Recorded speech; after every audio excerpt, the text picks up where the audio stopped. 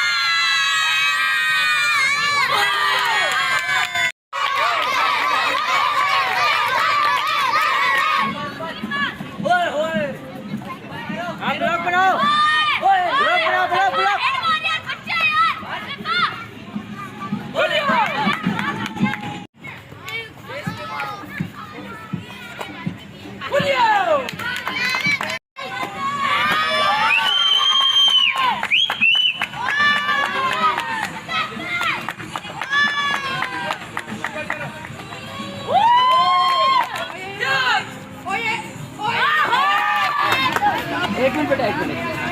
Left left शाबाश।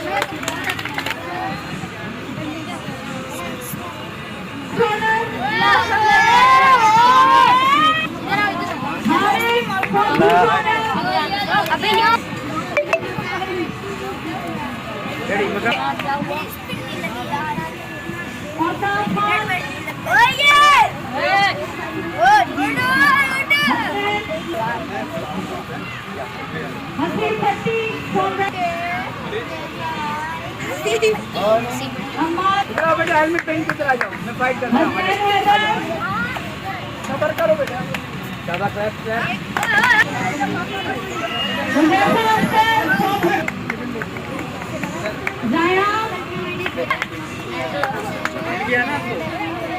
हंसी पट्टी